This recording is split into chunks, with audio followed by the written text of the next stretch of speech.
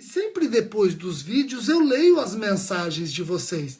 E eu vi a quantidade de alunos pedindo para eu comentar esse absurdo de o Supremo não encarar como crime furto / roubo de celulares com valor inferior a R$500. E eu falei, não é possível, mas será que alguém acreditou nessa notícia? Você tem que ir na fonte, tem que ler. Notícias, não raras vezes, são construídas por pessoas sem conhecimento jurídico. E aí você se depara com uma série de erros, de equívocos crassos. Eu não sei se vocês viram, agora mesmo o Fantástico fez uma matéria sobre gatos em postes de energia ou gatos em residências para fraudar o pagamento de energia, e o Fantástico chamou esse comportamento de furto. Pessoal, mas espera um pouquinho, nós não podemos confundir furto de energia com estelionato no pagamento da energia contratada. Pelo que eu pude perceber da reportagem, o repórter estava tocando a matéria como se fosse uma série de furtos, quando na verdade me parecia um estelionato, porque eram pessoas que tinham contrato com a concessionária de energia, tinham contrato com a empresa de energia e fraudavam o pagamento com a utilização de artefatos. Isso não é furto, isso é estelionato. Diferentemente do que foi divulgado no Fantástico, de que a pena é de 1 a 4 anos, furto simples, não, a pena é de 1 a 5 anos. Entenderam? Então, aquela matéria do Fantástico tem erros, e o pior, erros até ratificados por operadores do direito.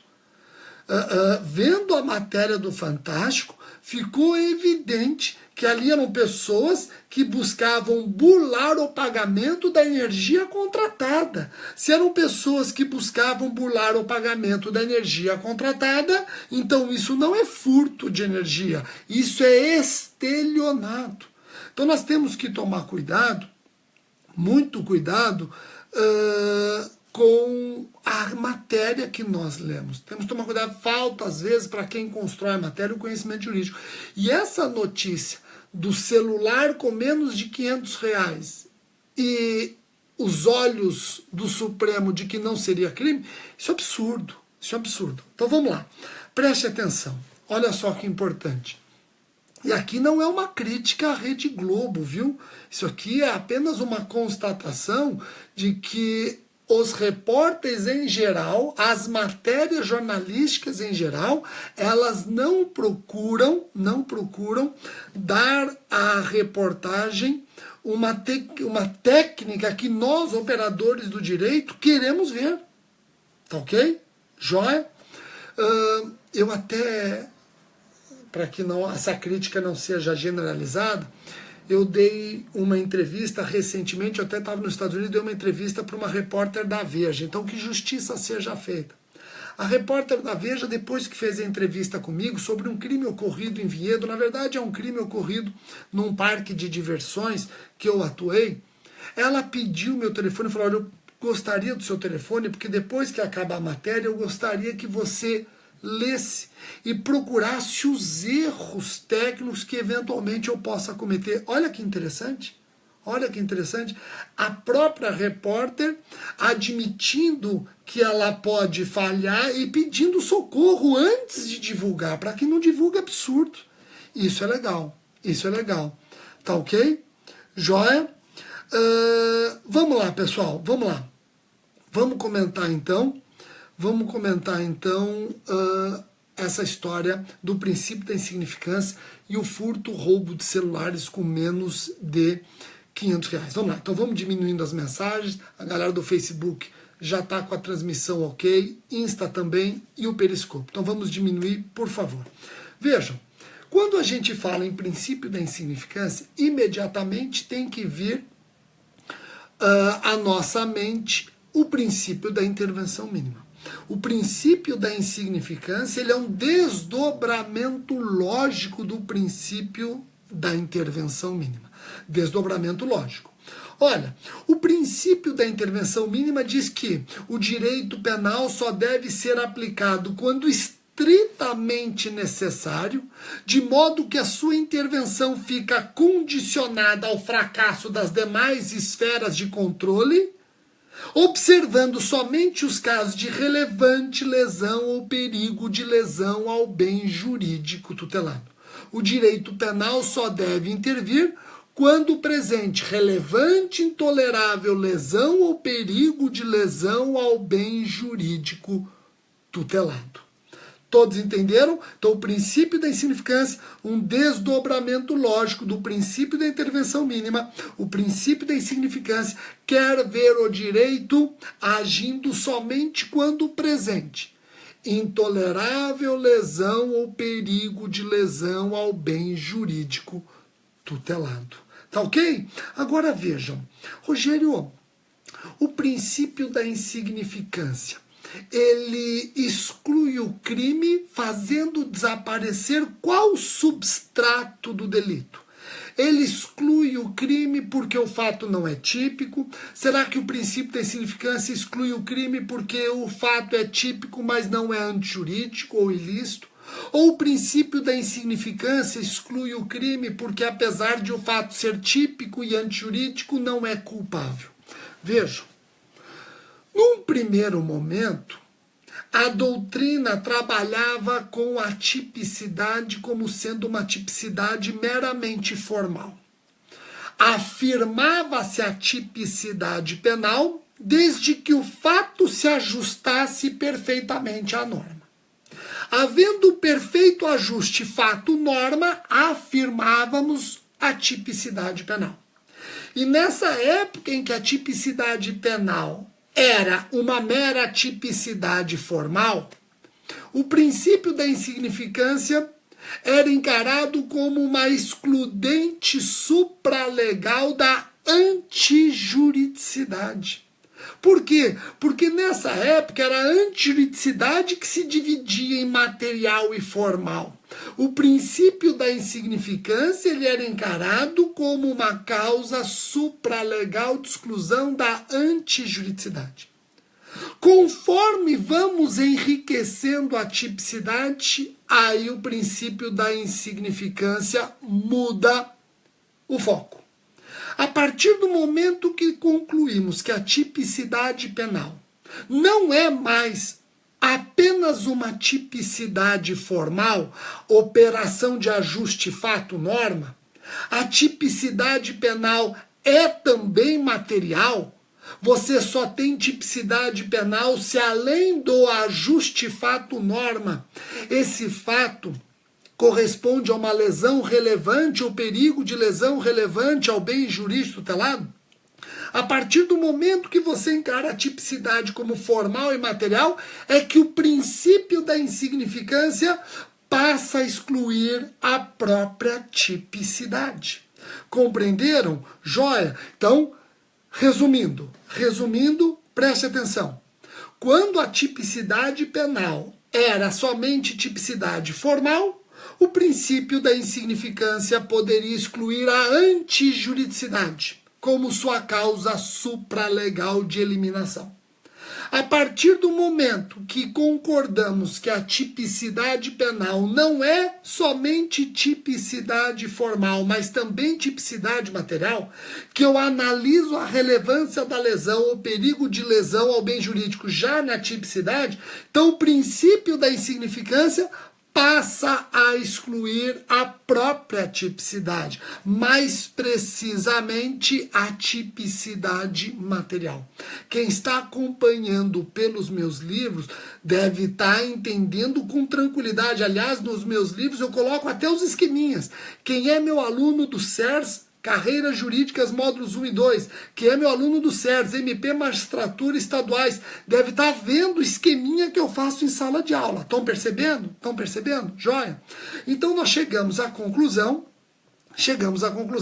que o princípio da insignificância ele exclui a tipicidade, mais precisamente a tipicidade material.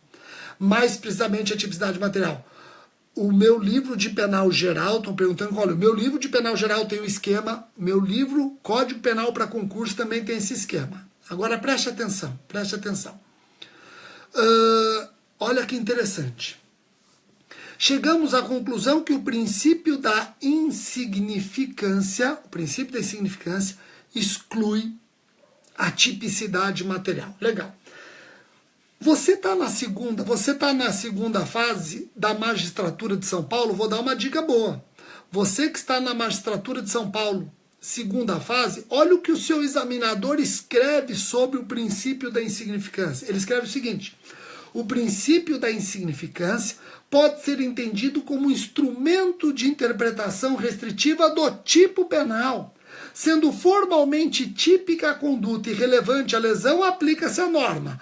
Ao passo que, havendo somente a subsunção legal desacompanhada da tipicidade material, deve ela ser afastada, pois que estará o fato atingido pela atipicidade. Compreenderam? Então eu subtraio uma caneta Bic. Subtrair coisa alheia móvel se ajusta perfeitamente ao 155, ótimo.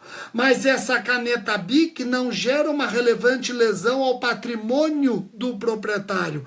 Presente a tipicidade formal? Sim, mas não está presente a tipicidade material. Então exclui-se a tipicidade. Compreenderam? Joia, fácil.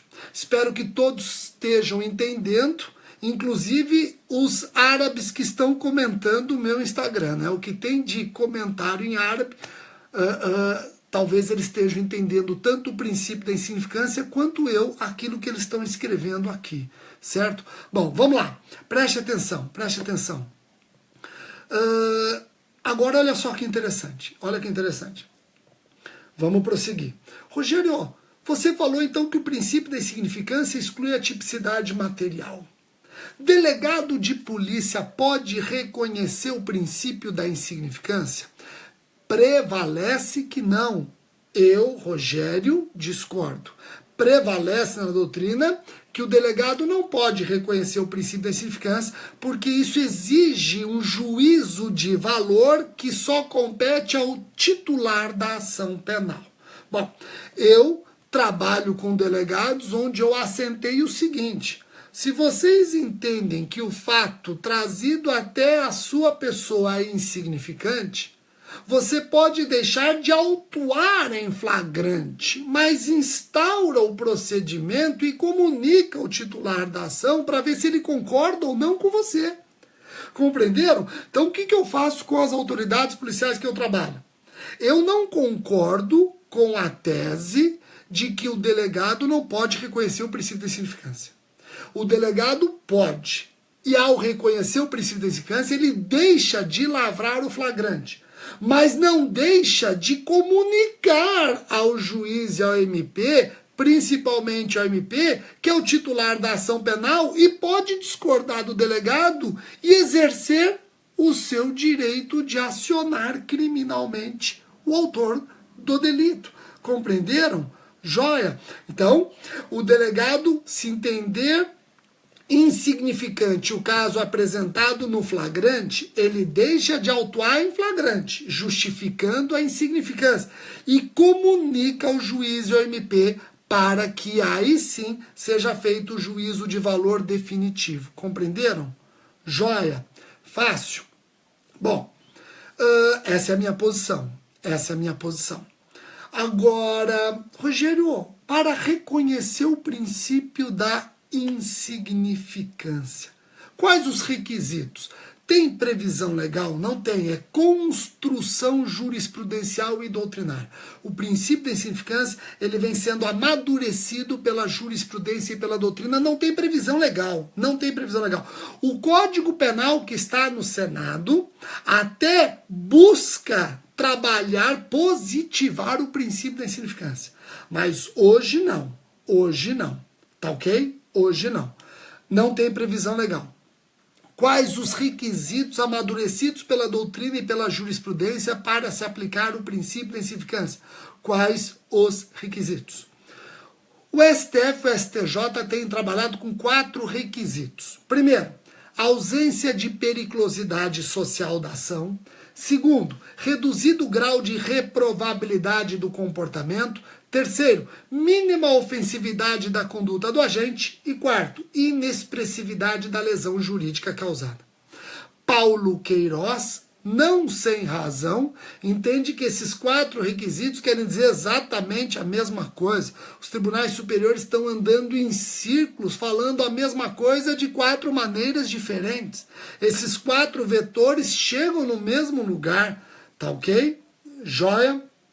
Agora, são 4 requisitos objetivos. São 4 requisitos objetivos. Aqueles que entendem haver diferença entre esses 4 requisitos, eles são cumulativos. Aqueles que entendem que eles são diferentes, então é porque você também deve concluir que eles são cumulativos. Tá joia? Tranquilo? Fácil? Agora vejam, importante. Esses 4 requisitos, que eu entendo que, na verdade, concordo com o Paulo Queiroz, tudo se resume a um só requisito, ausência de reprovabilidade do comportamento, mas esses requisitos são objetivos. Objetivos. Se são objetivos, pergunto, existe algum requisito subjetivo para ser analisado no momento de se aquilatar a insignificância? Você vai encontrar no STF e no STJ inúmeros julgados entendendo que o princípio da insignificância é incompatível com a reincidência, maus antecedentes e criminoso habitual. Você vai perceber vários julgados dos tribunais superiores no sentido de que o princípio da insignificância é incompatível com a reincidência, com maus antecedentes e o criminoso habitual. Pessoal, logo, para os tribunais superiores, existe aí um requisito subjetivo. O agente não pode ser reincidente, não pode ser portador de maus antecedentes, não pode ser criminoso habitual. Rogério, você concorda com isso? Não, eu discordo. Eu acho que a análise do princípio da insignificância deve ser de acordo com o caso concreto e nem sempre é incompatível com a reincidência. Você vai impedir a insignificância? Me parece complicado. Sabe por que parece complicado? Porque você pode fomentar com essa tese o direito penal do autor. Como assim, Rogério? Olha só que interessante. Eu e o delegado Henrique, que inclusive já está tentando, através da sua influência nas redes sociais, está tentando informar os meios de comunicação sobre esse erro a respeito do furto de celular. Vamos imaginar que eu e o Henrique subtraímos uma caneta Bic. Eu subtraio uma caneta Bic e o Henrique também, nosso delegado Henrique também subtrai uma caneta Bic.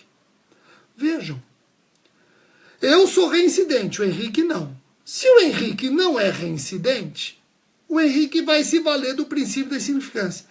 Eu sou reincidente, eu não vou me valer do princípio da insignificância. Então isso significa que o fato praticado pelo Henrique é atípico e o fato praticado pelo Rogério é típico. Mas o fato é o mesmo. O que está tornando o meu fato típico não é o que eu fiz, mas quem eu sou. Logo, isso pode gerar um direito penal do autor. Compreenderam isso? Isso pode gerar um direito penal do autor. Se você recusar a insignificância para o reincidente e para o portador de maus antecedentes só, apenas e tão somente porque são reincidentes e portador de maus antecedentes, o que está tornando o fato típico não é o que o agente fez, mas o que o agente representa. E isso é um campo fértil para se exumar o direito penal do autor. Compreenderam? Então eu acho que temos que analisar o caso concreto sempre. Eu já arquivei inquérito com base no princípio da insignificância para portador de maus antecedentes. Como não admitir a insignificância para o primário? Vai depender do caso concreto. O direito penal, aliás, o direito como um todo, não pode se prender a fórmulas. Rogério, o que é direito penal do autor? É um direito penal que pune você não pelo que você faz, mas o que você é, o que você representa, seu estilo de vida, seu pensamento. Nós não podemos admitir um direito penal do autor. Tá joia? Fácil. Bom, Rogério, e agora? Essa história do celular. Bom, primeiro erro da matéria. Falar que roubo de celular não admite, roubo de celular com menos de R$500 não é crime. Primeiro, o caso submetido no Supremo não era de roubo, era de furto. O G1 cometeu esse equívoco chamando de roubo. O UOL cometeu esse equívoco chamando de roubo. Não diferenciaram furto de roubo. E esse é um erro crasso, porque os tribunais superiores não admitem princípio da insignificância em crimes cometidos com violência ou grave ameaça, notadamente roubo. O princípio da insignificância é incompatível com crimes cometidos com violência ou grave ameaça, notadamente roubo. Não existe nesses crimes a ausência ou pequena reprovabilidade do comportamento. Crime cometido com violência ou grave ameaça à pessoa é incompatível com a insignificância. Primeiro erro da matéria. Dizer que se tratava, anunciar que se tratava de roubo de celular, não era roubo, era furto. Rogério, falaram também em furto, né? Falaram. E aí cometeram outro equívoco. Parece que o Supremo estabeleceu um critério. Celular com menos de R$500 é um indiferente penal. Só teria interesse se acima de R$500. Absurdo, porque o caso submetido a julgamento no Supremo era de R$90. Era de R$90. Compreenderam? Era de R$90. Em nenhum momento o Supremo ele estabeleceu um critério de valor do que é insignificante ou não é insignificante. Continua prevalecendo no Supremo que nós temos que analisar a lesividade para a vítima. Eu tenho aqui, ó, RHC 9813 do Supremo, eu tenho aqui um RESP 1.224.795 do STJ, então eles continuam analisando o caso concreto. R$500 pode ser insignificante se no caso concreto não trouxer uma lesão relevante ao patrimônio da vítima, como R$90 pode ser relevante, depende das condições da vítima. Depende das condições da vítima. Aliás, tem decisões do Supremo, inclusive, mandando considerar a realidade econômica do momento em que o país vive. Compreenderam? Então, o Supremo sempre vai analisar as circunstâncias do caso concreto e não pode ser diferente. Não podemos atrapalhar o direito, o direito penal com fórmulas matemáticas. Tá ok? Todos entenderam? Joia? E com isso eu espero ter esclarecido para vocês o que é o princípio da insignificância e desmentir essa tese de que o Supremo teria dado aval para a subtração de celulares de até R$500. Isso é absurdo. Olha quem apareceu aqui. O pessoal tava com saudade. Eu estou em 3 canais hoje, princesa. Ó. Aqui é o, você percebeu? Aqui é o Facebook. Aqui, ó. Tem que olhar para cima. Aqui é o Facebook. Aqui é o Instagram. E aqui é o Periscope. Então fala oi pra galera aí, ó. Oi, meus alunos. Tudo bem? O que você acha do princípio da insignificância? Bom, eu não sei o que é. Mas eu vou dar a minha opinião. Dá a tua opinião, vamos lá. Olha pra cá também. Eu acho isso um absurdo. Você é contra o princípio da insignificância? Não sei. Não sabe? Eu posso ou não? Ó, se eu pegar uma caneta, se eu pegar esse lápis seu aqui, ó, esse lápis seu e levar embora, você acha que isso é furto?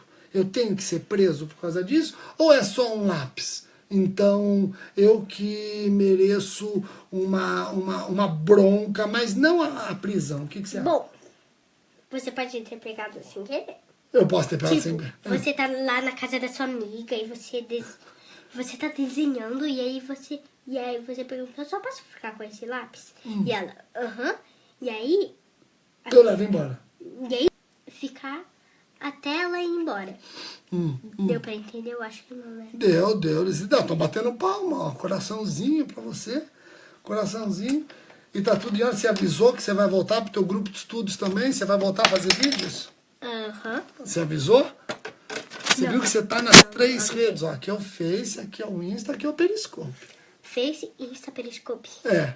Periscope já criou faz tempo. É. Depois o Facebook, depois o Insta. É isso. Ou ao contrário. É isso aí. Ó. Esse é o que eu mais gosto. Ó, o professor Almir Godinho, gosto muito do Almir Godinho, falou que foi uma ótima explicação tua, olha que legal.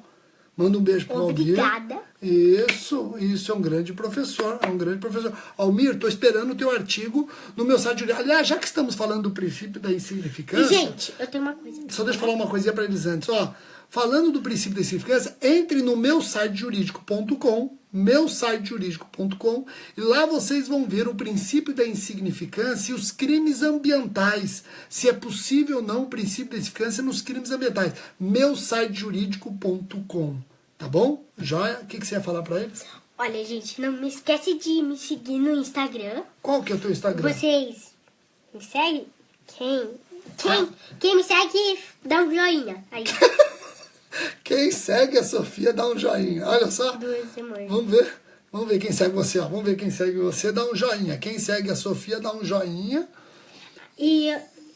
Ó, quantos aqui? Ó, quantos estão te seguindo? Obrigada, meus alunos. Obrigada, E meus o alunos.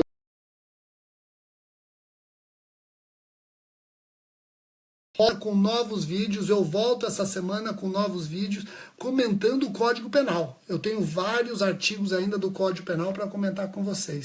Tá bom? Ó, Então, tudo beijo. isso que eu falei hoje está no meu Manual de Direito Penal da editora Juspódio, está no meu Código Penal para concurso da editora Juspódio. E você que é meu aluno do Carreiras Jurídicas, você que é meu aluno do Intensivo MP Magistratura, segundo semestre, essa vai ser a nossa segunda aula. Você que é do Carreiras Jurídicas, segunda aula. Você que é do Intensivo MP Magistratura, vai ser a primeira aula, princípio da insignificância. Tá bom? Abraço, galera. Tchau, tchau.